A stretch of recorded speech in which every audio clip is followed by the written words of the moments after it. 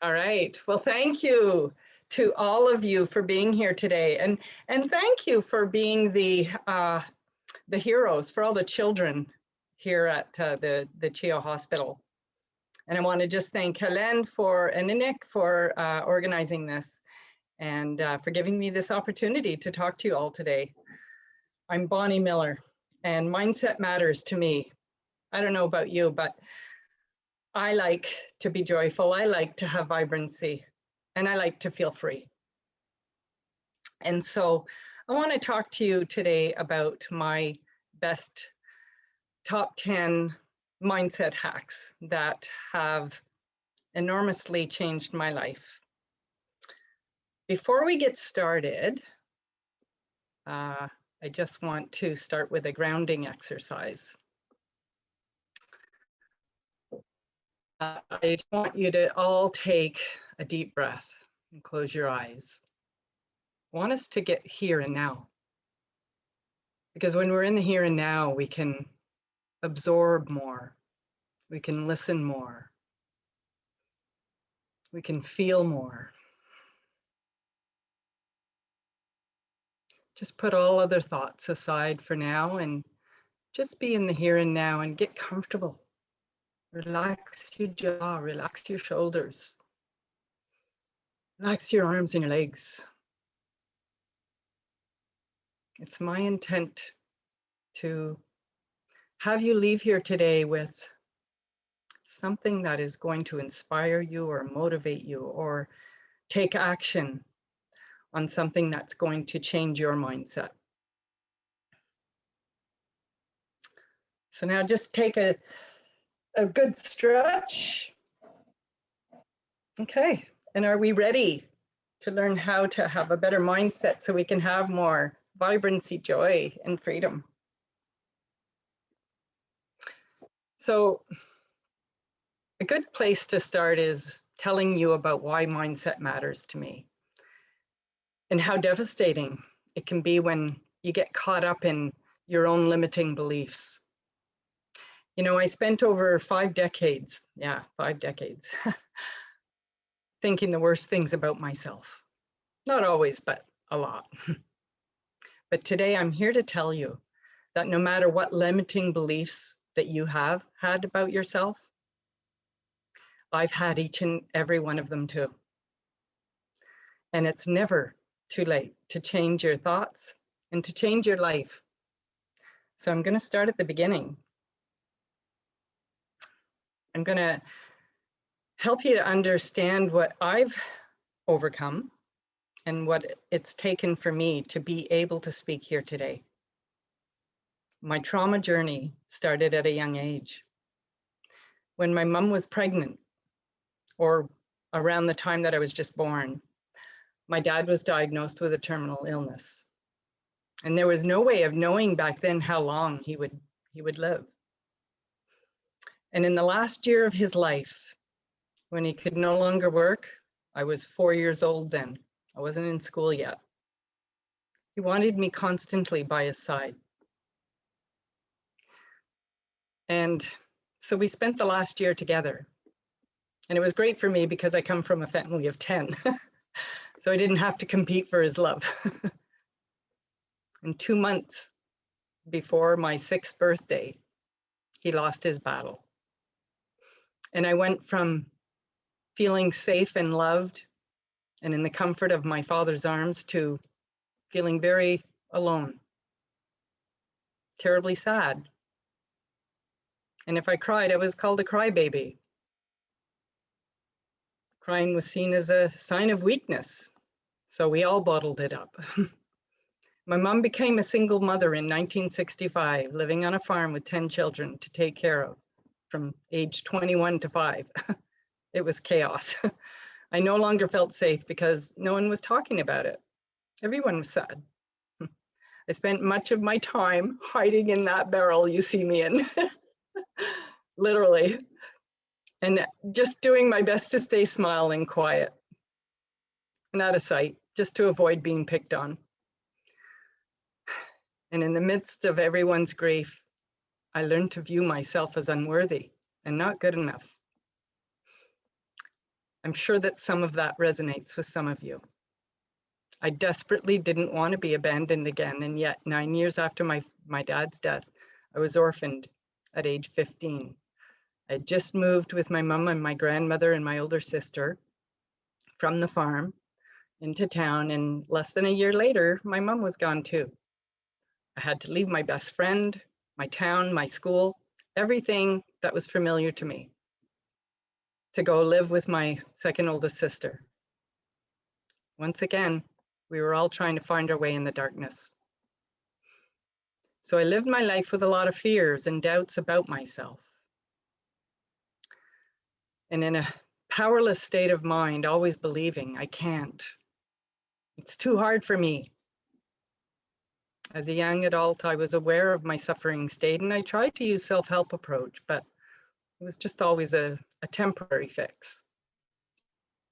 But it did lead me to some empowering experiences. I always went back to the comfort of my limiting beliefs, though. They were hardwired into my brain.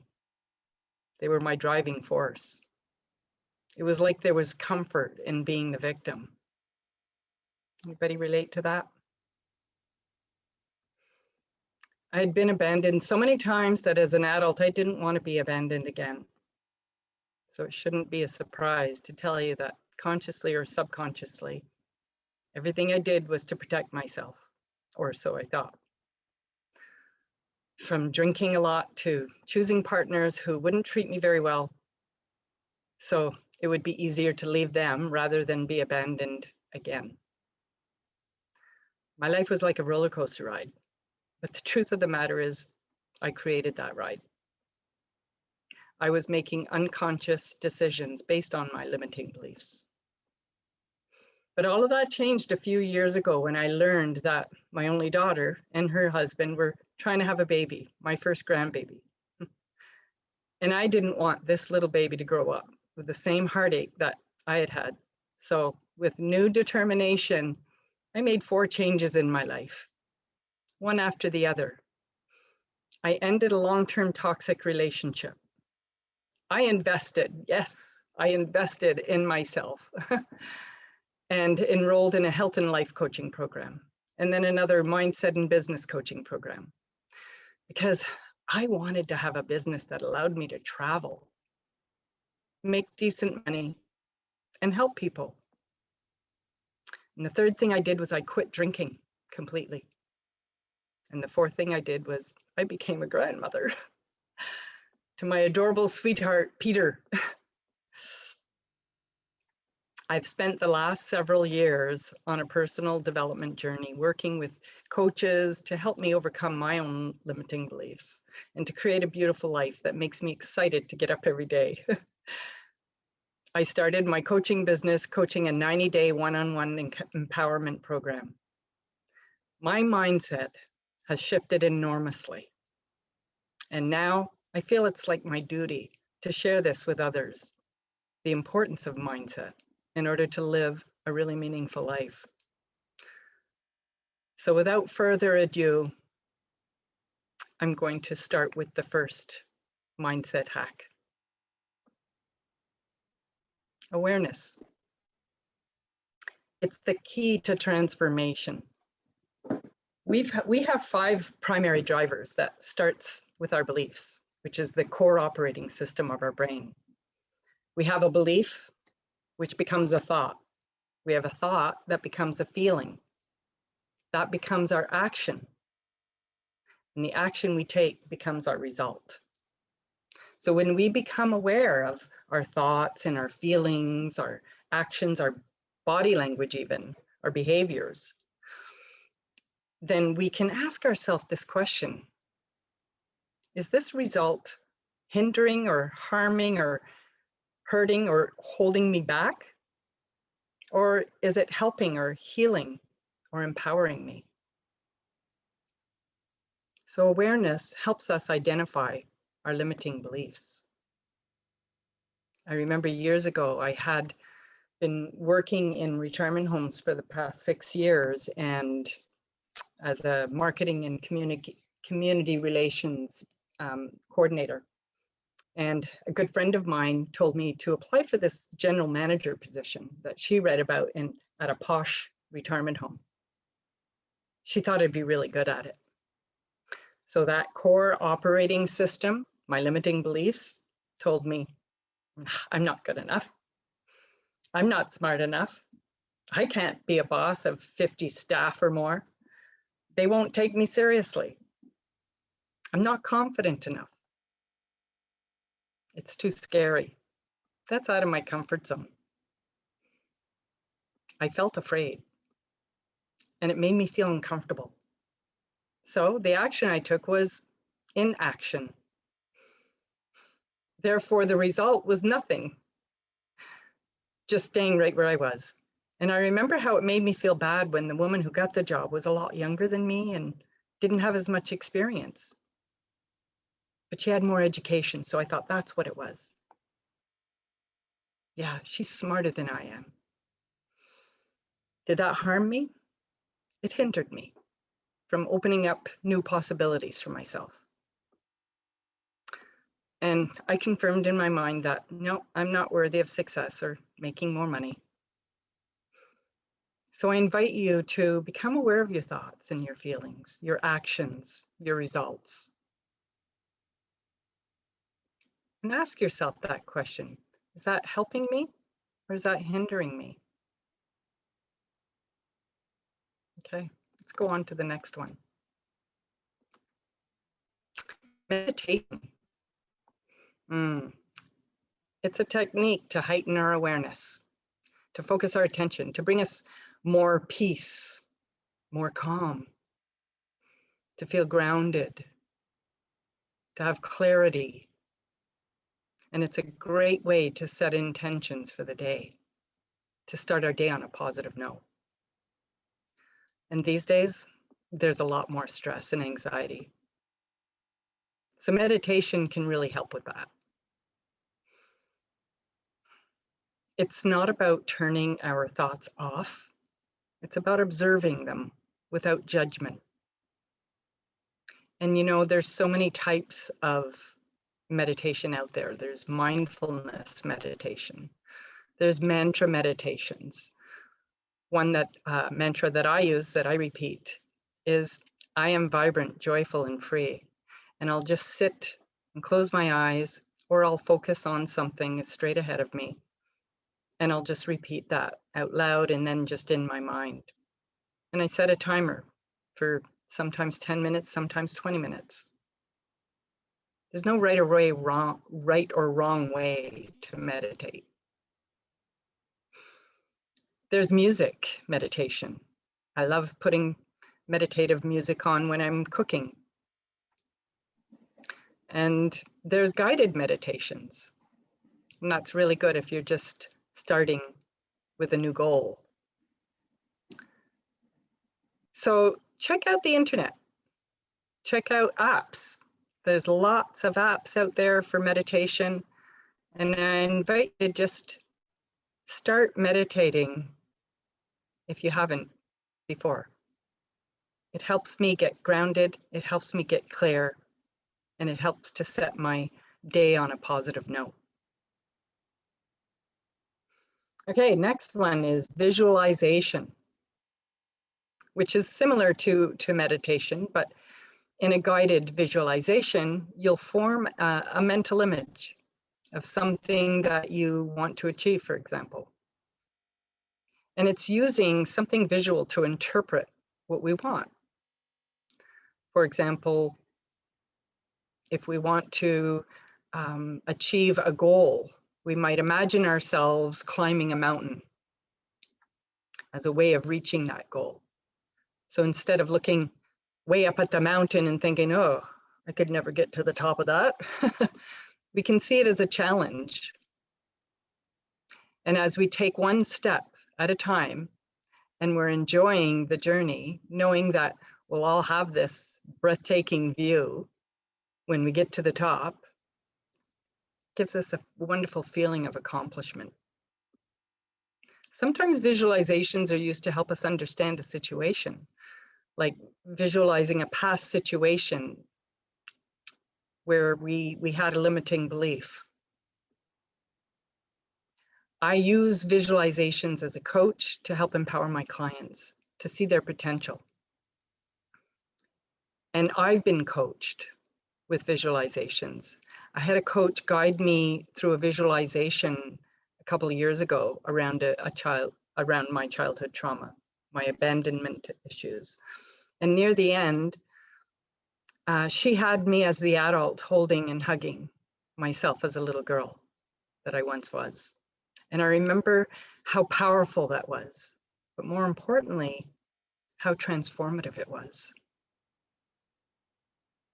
So if this sounds like something you'd like to know more about, there's lots of information out there on the internet now. Start learning about it and how it can help you. Okay, let's move on to the next one, which is number 4, affirmations. Affirmations are personal statements relating to what you believe or what inspires you. And they're usually written down to read every day so that we begin to rewire our brain and replace the old limiting beliefs with empowering new beliefs. I want to share some of the ones that I like, that I use, that I've gathered from other people or in posts. That I am enough, that I am worthy, that everything is happening for me, not to me. I am bold, I am brave, and I am blessed. I love that one. My friend Barb gave me that. I trust my intuition. I am calm. I'm at peace. I am forgiving. I am joyful. I love me just the way I am. It makes me want to sing, but I'm not going to do that. So my action step for you is to write down an affirmation that is right for you, whatever it is you're going through. Write it down, post it, and say it. More than even once a day, say it often, and you'll see how it starts to transform your mindset. Okay? So number 5 is gratitude. I love this one. Giving thanks every day, it will over time turn that lack of mentality that a lot of us have into an abundant mindset. I spent way too much time in my life with that lack of mindset, and it perpetuated itself. Like, I never have enough money, or I never have enough time, or I don't have enough energy. You know, there's just too many mean people in the world, too many screwed up people in the world. There's so many problems in the world. There's so much disease. Sound familiar? Well, 10 years ago, I was reading a self-help book that encouraged the reader to start a gratitude journal. So I did. I mean, there was many times that I stopped because I'd go back to those limiting beliefs. But really, it was only in the last few years that I've been consistent. And that's the key. I've been consistent with giving gratitude every day. I don't write in my journal every day, but I have a nightly ritual of giving thanks when I go to bed. It's just so automatic for me now. And because of this, my life is more abundant in most areas of my life. Still have a lot to work on. In fact, I had a coach recently suggest that I start giving thanks for the things that I'm manifesting. The things that haven't even happened yet. So for example, I want to run a women's weekend empowerment retreat in the near enough future. And so I give thanks as I envision it happening. So my suggestion to you is to, before you go to bed tonight, just think about everything you're grateful for today. And all these little tiny things will come up. How someone just gave you a smile. You know, the driver ahead of you let you go in. You'll start to see that life just flows so much easier when we give thanks, when we're in gratitude. And it'll just help us have a more abundant mindset. Okay. Living in the present. Number 6. Well, the past is gone. That's finished. The future hasn't happened yet. We have no control over the past or our future. But in the present, we get to decide and choose. It's the only place where we get to use all of our senses, like feel and touch and see and hear and smell and taste, and use our intuition.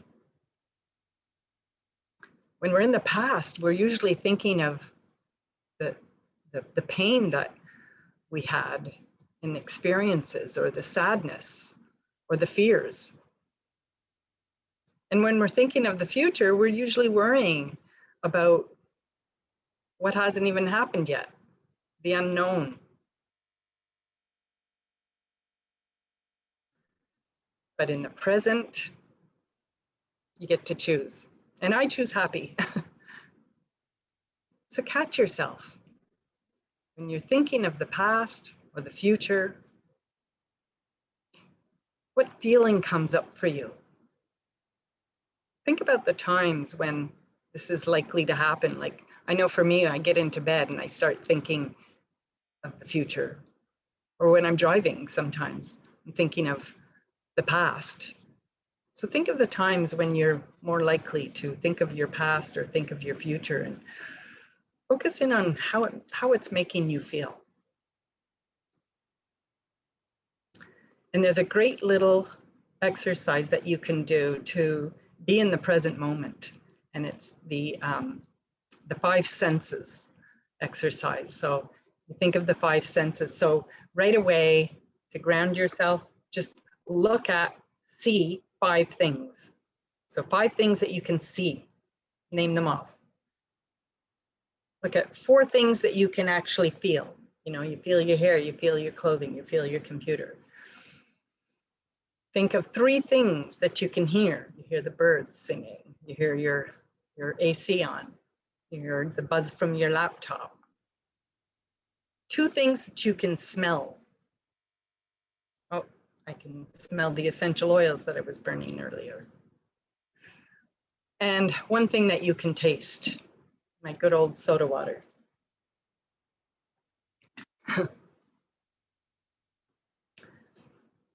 And another little story I just want to add to that is, I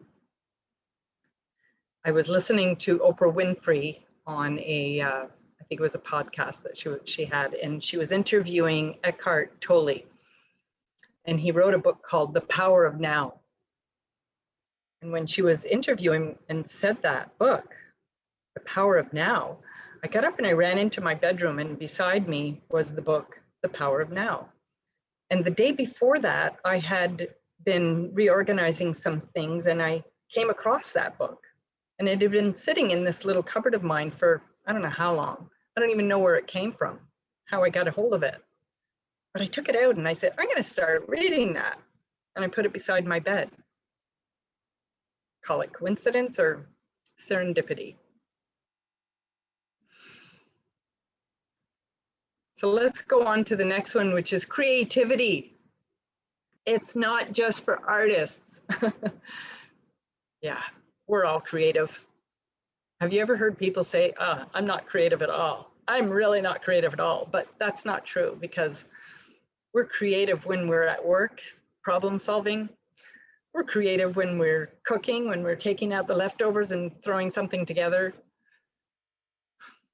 We're creative at home, we're creative at work, when we're doing puzzles, when we're playing with children. Being creative is another way of tapping into our intuition, our inner source of being. And it can be so empowering. So what do you do to be creative? Myself, I love to dance. I love to dance, I love to sing, I love to write, I love to work with driftwood. I have a kayak, so I get in my kayak and I go along the shores and I pick up pieces of driftwood, and I've made some amazing little pieces. What do you do? Get creative, because it does tap into that higher self. And that's great for the mindset. And it's great for having more vibrancy, joy, and freedom. So let's go on to feeding the brain, which is number 8. Feed the brain, literally. The foods that we eat are either harming our brain or they're healing our brain. Feeding it good food is helping our brain function in a more powerful way. It can help us be more productive at work, at home, give us more energy, and it helps put us in a better mood. So from our research that I did, there's 10 foods that will boost your brain power. There's whole grains, there's oily fish, blueberries, tomatoes, eggs, black currants, pumpkin seeds, broccoli, sage, and nuts. So because I like smoothies, I'll put the blueberries and nuts together with some yogurt and or almond milk. So you can put a lot of those foods together. Eggs are really versatile. You can have them for any meal. Broccoli, you can have it hot or cold. A lot of those foods you can put in, like nuts, you can put in any salad. So experiment. And here's a little great little tip. So what I do is I go into my fridge and I look at what's healthy, and then I Google the healthy recipes for, and I'll put like broccoli, salmon, whole grain rice. And I'll Google recipes, healthy recipes, and I get great ideas on how to prepare easy, simple meals. So that's my tip for feeding your brain. And keep that list of brain power foods on your fridge.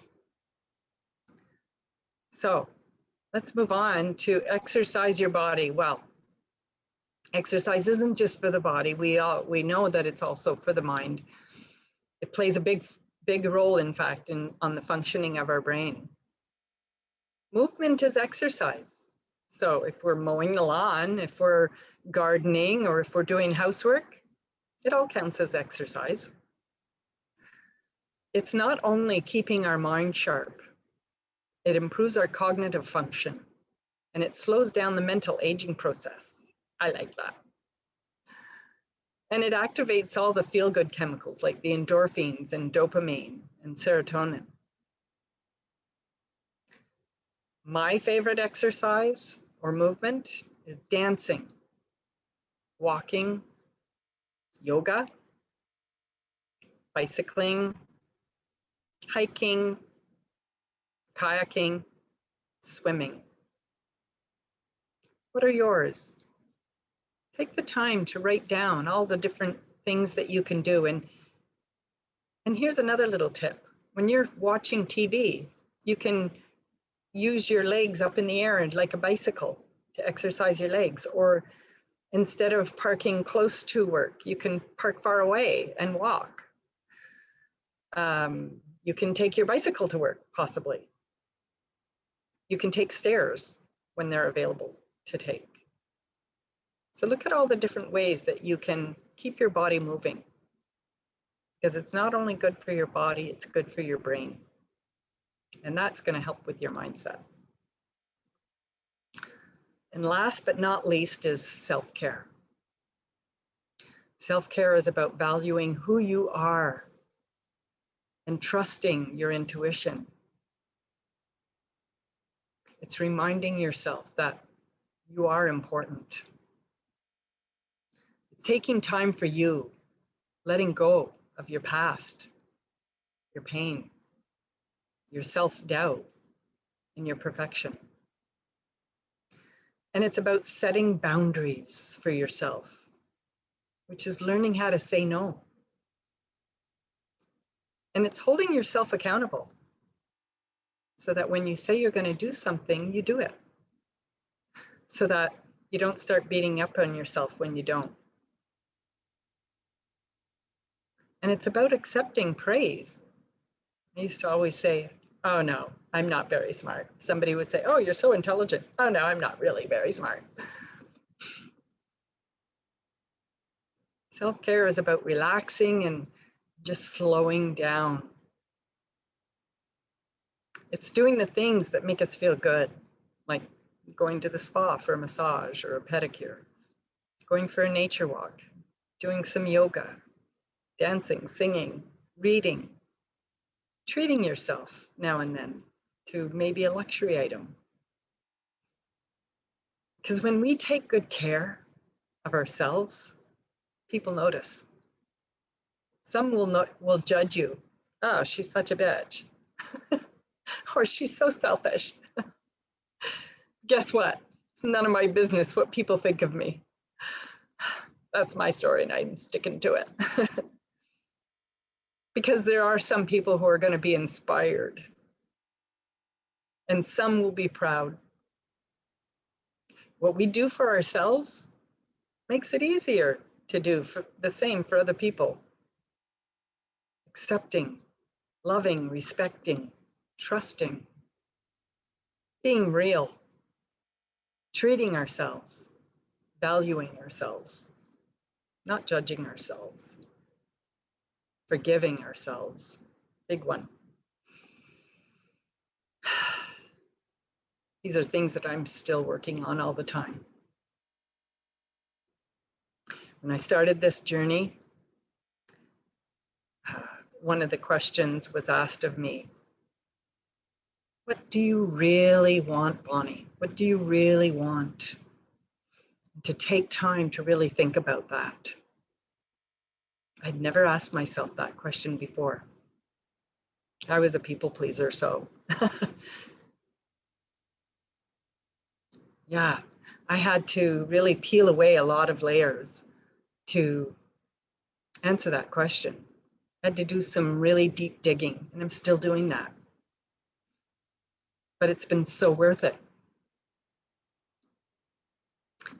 So a few years ago, when I was asked that question, this is what I wrote down. What I really want is to always be grateful for all that I have. I want to be creative. I want to dance. I want to sing. I want to travel. I want to help others. I want to inspire. I want to be a grandmother. I wasn't yet then. I want to find my soulmate. I want to be part of an uplifting community. I want to be authentically me. And I want to feel comfortable to ask for help when I need it. That was a big one for me. I was always ready to help others, but had a hard time asking for help. I don't know if it's the same for you. I want to be able to let go of my fears and my limiting beliefs so I can be brave and bold. I want to be able to easily forgive myself and others. I want to be patient with myself and others. I want to be a leader, a coach, a mentor. And I want to have such a strong mindset that I'll never let anybody hurt me again, because I won't give them permission. When you decide that putting yourself first is a priority in your life, you'll take so much better care of those you love. Self-care is not selfish. It's recentering your mind, your body, and your soul. So you have the ability to lead and love others from a place of peace, stability, and strength.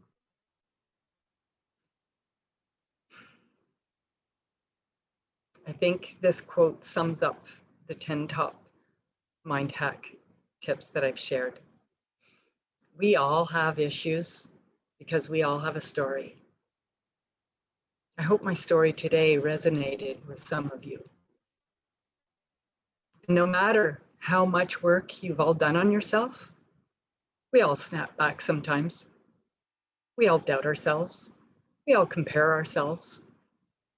We belittle ourselves. We beat up on ourselves. So be easy on you. Be kind to yourself like you would others. Be accepting and forgiving of yourself. Growth is a dance. It's not a light switch. I love that.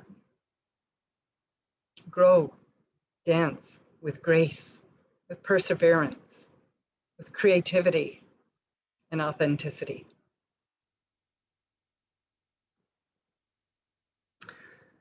So if you're feeling the need for change, or if you want to explore what the next chapter of your life can look like, or if you're someone who was like me, living with doubt and fear, and don't want that for yourself anymore, then I would like to offer you a complimentary guidance session.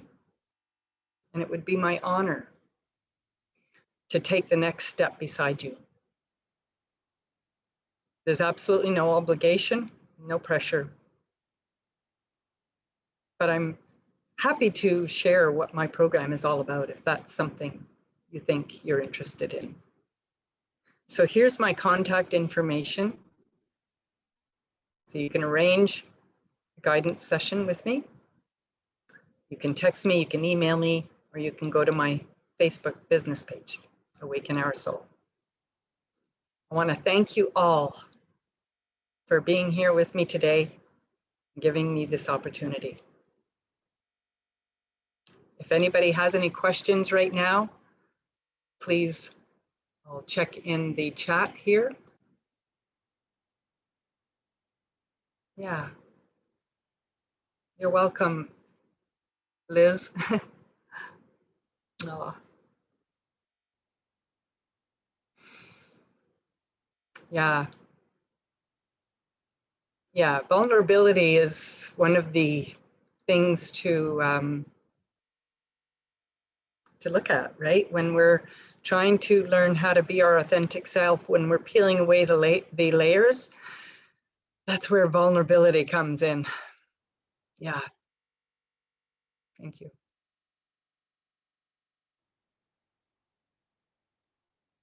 So does anybody else have any other questions?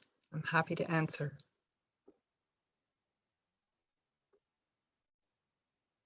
Okay, well, there's lots to think about.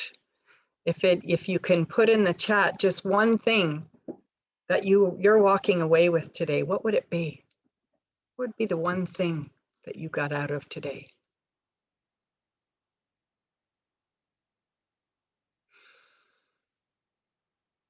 Well, what I got out of today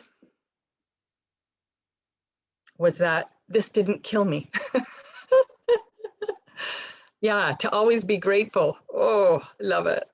I actually will have a handout that I'm giving to Helen, which she's going to forward to everybody who attended, I believe. So yeah, a great rush of positivity. Oh, thank you. Yeah, positive statements to yourself. You got it. Yeah, post them, read them every day. Consistency here is the key. Yeah, empower yourself, because then you can empower other people. That it's never too late. You got it. Turning 62 next week, so never too late. Feel younger today than I did 20 years ago. Positive statements, yeah. Great intentions for the day. Yeah. Thank you, Michelle. That life can be beautiful for all of us. Thank you, Barbara. Yeah, it sure can. That we are all deserving. We certainly are. Yeah, Des. My daughter. I'm getting emotional. This is my first PowerPoint presentation, and I just want to thank you all so much. We can do great things if we adjust our mindset, right? Yeah. Thank you. Thank you all. All right. Any other questions? We have about 10 minutes left. Does anybody want to know about my my business, my empowerment program? Yeah, you're welcome. Thank you. Yes, and I hope you all have a wonderful afternoon, and we will perhaps meet at another time. And again, thank you all for being such heroes to all those children at CHEO. They certainly need you. They can't heal without you, so you're doing a great job. Yeah. Mwah. To you all. Oh, and if any of you like to dance, I have a dance program on Facebook called Awakening the Dancer Within. And I put together a playlist, and each week I have a theme. So I put a playlist together for that theme. So if you are interested, and if you love to dance like I do, I'm a crazy dancing fool. Yeah, please join us. Awakening the Dancer Within. It's a Facebook group that I can invite you into. It is for women, so that we have a safe place to explore and be creative and be vibrant, joyful, and free. Yeah. Okay. Thank you all.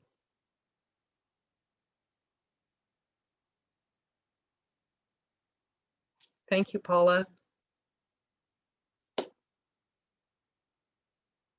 I appreciate your feedback. This is helpful for me. Yeah. Thank you. Okay, so, and Nick, I'm going to let her know that we are over so she can. Yeah, I mean, I have the control that I could do stop, but I don't know if it will stop it on her end. So maybe send her a text and see. I just did. Yeah, I just sent it off. Yeah, I had it all ready to go. So all I had to do was press the arrow. I looked in my phone and I apparently didn't have her contact. So I sent her an email, but didn't hear back. But I knew she said she had to step away from her computer. So yeah. So I just let her know that she can do the stop recording now. And I don't see any other questions. So yeah, it was a pleasure to be here. And thanks, Roxanne, for coordinating this and being there for us. No problem. I wasn't really hard job on my end. There you go. All right. There's Nick. She's back. Okay. Yeah. Will you stop the recordings, Roxanne? I can, yes.